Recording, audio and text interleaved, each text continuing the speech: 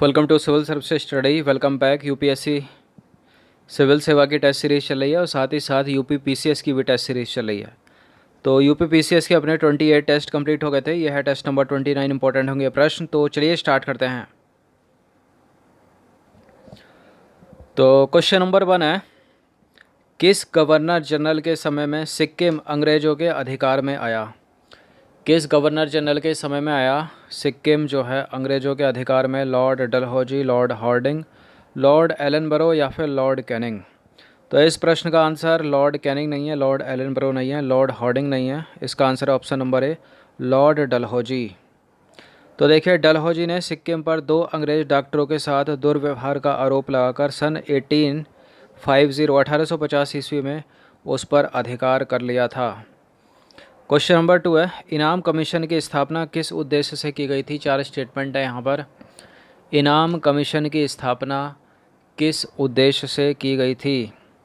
देखिए, इसके जो उद्देश्य था वो था भूमि कर रहित जागीरों का पता करके उन्हें छीनना। किस उद्देश्य से? भूमि कर रहित जागीरों का पता कर उन्हें छीनना। Option number D.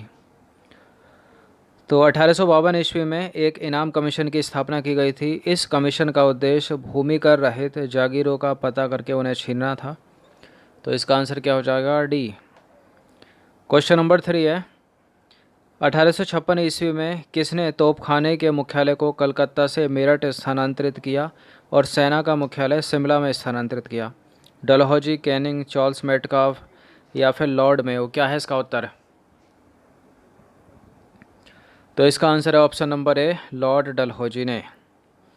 तो देखिए, 1856 में लॉर्ड डलहौजी ने तोपखाने के मुख्यालय को कलकत्ता से मेरठ स्थानांतरित किया और सेना का मुख्यालय शिमला में स्थानांतरित किया। लॉर्ड डलहौजी के शासनकाल जो है, लॉर्ड डलहौजी का शासनकाल उसके व्यापक सिद्धांत के कारण याद किया जाता है और इस नीति के तहत सर्वप्रथम सतारा को 1848 में जो है अंग्रेजी साम्राज्य में मिला लिया गया था। क्वेश्चन नंबर 4 है, इनमें से किस मुगल शासक को उसकी उदारता के लिए कलंदर की उपाधि जो है वो दी गई थी? किसको दी गई थी इन चारों में से? बाबर, हुमायूं, अकबर या जहांगीर? तो ये दी गई थी बाबर को। किसको? बाबर को। इसका आंसर हो जाएगा ऑप्शन नंबर ए। तो देखिए, बाबर को उसकी उदारता के लिए जो है वो कलंदर की उपाधि दी गई थी। सीधे सीधे इसको याद रखिएगा। क्वेश्चन नंबर 5 है, बाबर की आत्मकथा बाबरनामा किस भाषा में लिखी गई है? बाबर की आत्मकथा जो है बाबरनामा किस भाषा में लिखी गई है?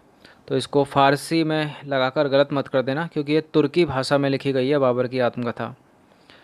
तो देखिए, बाबर ने अपनी आत्मकथा बाबरनामा तुर्की भाषा में लिखी है, जिसका अनुवाद बाद में फ़ारसी भाषा में अब्दुल रहीम खान खाना ने किया था। याद रखिएगा ये चीज़ भी। बाबर की आत्मकथा किस में लिखी गई है? तुर्की भाषा में, और इसका अनुवाद किया गया फ़ारसी भाषा में। और अनुवाद किसने किया है? अब्दुल रहीम खान खाना। अब देखिए, अपनी आत्मकथा में बाबर ने औपचारिक बागों की योजनाओं तथा उनके बनाने में अपनी रुचि का वर्णन किया है। क्वेश्चन नंबर 6 है, कबूलियत तथा पट्टा प्रथा की शुरुआत किसने की? किसने की कबूलियत तथा पट्टा प्रथा की शुरुआत? तो ये की थी शेरशाह सूरी ने। इसका आंसर क्या हो जाएगा? Option number B.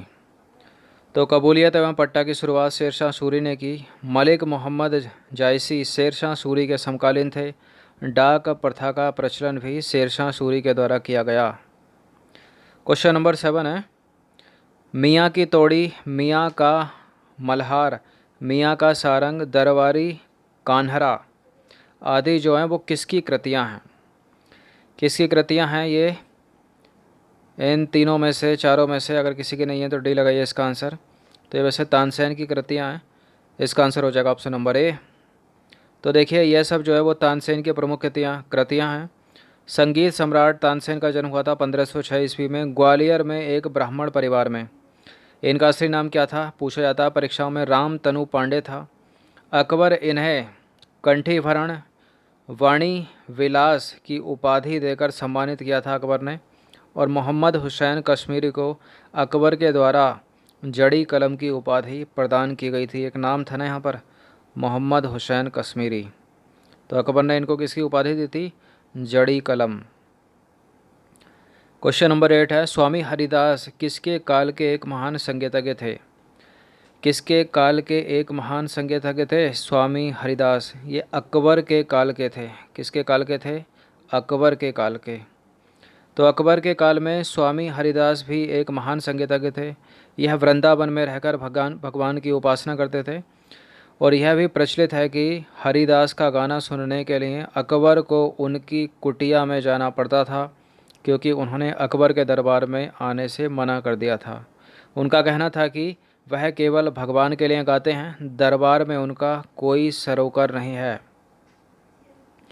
Question number 9 है, अकबर के काल को किस साहित्य का स्वर्ण काल कहा जाता है? अकबर के काल को किस साहित्य का स्वर्ण काल कहा जाता है? उर्दू साहित्य, हिंदी साहित्य, फारसी साहित्य या अरबी साहित्य? तो अरबी साहित्य नहीं है, फारसी साहित्य नहीं है, उर्दू साहित्य नहीं है। इसका आंसर हो जाएगा ऑप्शन नंबर ए, हिंदी साहित्य। तो देखिए अकबर के काल को जो है वो हिंदी साहित्य का स्वर्ण युग कहा जाता है। तो इसका आंसर क्या हो जाएगा? Option number A. Question number 10 है, जहांगीर ने संस्कृत के किस कवि को पंडित राज की उपाधि प्रदान की? जहांगीर ने संस्कृत के किस कवि को पंडित राज की उपाधि प्रदान की? जगन्नाथ, हरिदास, रामदास या फिर कृष्णदास? तो इसका आंसर क्या है? Jagannath, option number A. तो देखिए जहांगीर ने संस्कृत के कवि जगन्नाथ को पंडित राज की उपाधि प्रदान की। जहांगीर ने उस्ताद मसूर को नादिर अल उस तथा अबुल हसन को किसकी? नादिरुज्जमा की उपाधि दी थी। क्वेश्चन नंबर 11 एक आसान सा प्रश्न है, चित्रकला का स्वर्णकाल किसके काल को कहा जाता है? चित्रकला का स्वर्णकाल किसके काल को कहा जाता है? देखिए चित्रकला का स्वर्णकाल कहा जाता है जहांगीर के काल को। अगर प्रश्न पूछा जाए कि स्थापत्य कला का स्वर्णकाल किसको कहा जाता है, तो आप आंसर करोगे शाहजहां के काल को। तो देखिए जहांगीर के समय को चित्रकला का जो है वो स्वर्णकाल कहा जाता है। जहांगीर ने अपनी आत्मकथा में लिखा है कि कोई भी चित्र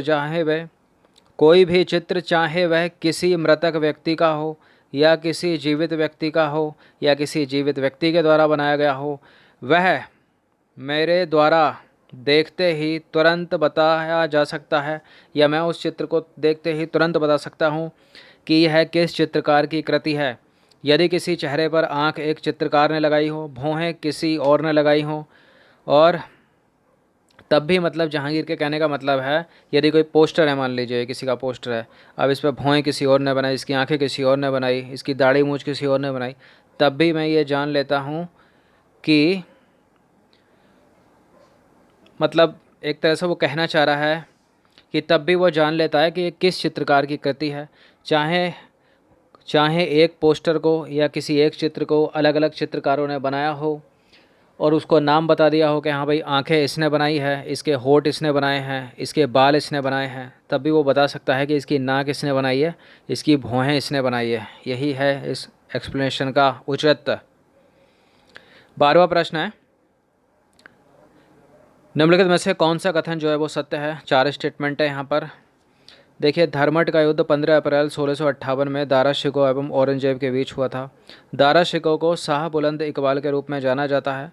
शाहजहां के पुत्रों में दारा शिकोह सर्वाधिक विद्वान था। तो सारे के सारे करेक्ट हैं, तीनों के तीनों। शाहजहां के पुत्रों में दारा शिकोह सर्वाधिक विद्वान था।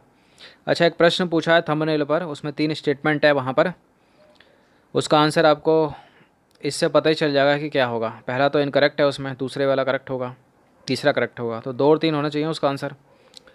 तो देखिए उपरोक्त तीनों कथन सत्य हैं। शाहजहां के पुत्रों में दारा शिकोह सर्वाधिक विद्वान था।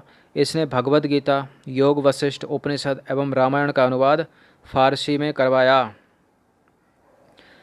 क्वेश्चन नंबर 13 है, इनमें से किस मुगल शासक को जिंदा पीर कहा जाता है?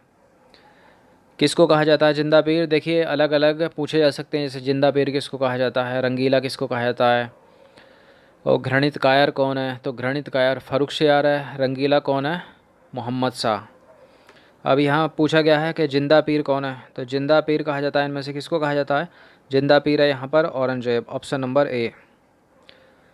तो देखिए औरंगजेब सुन्नी धर्म को मानता था, उसे जिंदा पीर कहा जाता था, और औरंगजेब के गुरु थे मीर मोहम्मद हकीम। कौन थे औरंगजेब के गुरु? मीर मोहम्मद हकीम। क्वेश्चन नंबर 14 है, निम्नलिखित कथनों पर विचार करें। दो स्टेटमेंट है यहाँ पर, बताने के इनमें से कौन सा सही होगा। तो पहला स्टेटमेंट है, औरंगजेब के समय में हिंदू मनसबदारों की संख्या लगभग 337 थी, जो अन्य मुगल सम्राटों की तुलना में कहीं अधिक थी। औरंगजेब सर्वाधिक हिंदू अधिकारियों की नियुक्ति करने वाला मुगल सम्राट था। बिल्कुल था, दोनों के दोनों करेक्ट हैं। फिर इसका आंसर क्या हो जाएगा? ऑप्शन नंबर सी हो जाएगा। तो देखिए उपरोक्त दोनों कथन सत्य हैं, याद रखिए इसको। क्वेश्चन नंबर 15 है, निम्नलिखित में से कौन सा कथन सत्य है? औरंगजेब के दरबार में संगीत पर पाबंदी औरंगजेब ने दरबार में संगीत पर पाबंदी लगा दी तथा सरकारी संगीतज्ञों को अवकाश दे दिया। सेकंड स्टेटमेंट है, भारतीय शास्त्रीय संगीत पर फारसी में सबसे अधिक पुस्तकें औरंगजेब के शासनकाल में लिखी गईं। देखिए बिल्कुल ये भी करेक्ट है, दोनों के दोनों करेक्ट हैं। तो इसका भी आंसर क्या हो जाएगा? ऑप्शन नंबर सी हो जाएगा। तो देखिए औरंगजेब ने गाना बजाना आदि पर प्रतिबंध लगा दिया था। औरंगजेब ने दरबार में साहित्य पर पाबंदी लगा दी थी तथा सरकारी संगीतज्ञों को अवकाश दे दिया था। भारतीय शास्त्रीय संगीत पर फारसी में सर्वाधिक पुस्तकें जो हैं वो औरंगजेब के शासनकाल में लिखी गईं, लेकिन औरंगजेब स्वयं वीणा बजाने में दक्ष था, याद रखिएगा। तो 15 प्रश्न थे, इंपॉर्टेंट थे, अच्छे से इसका रिवीजन कर लीजिएगा कम से कम 1 से 2 बार। धन्यवाद, हर दिन प्रैक्टिस करते रहें। और इन सब यूपीपीसीएस की जो टेस्ट सीरीज़ है इसका PDF आप टेलीग्राम चैनल से डाउनलोड कर लेना, जैसे जैसे डाला जाता है। धन्यवाद।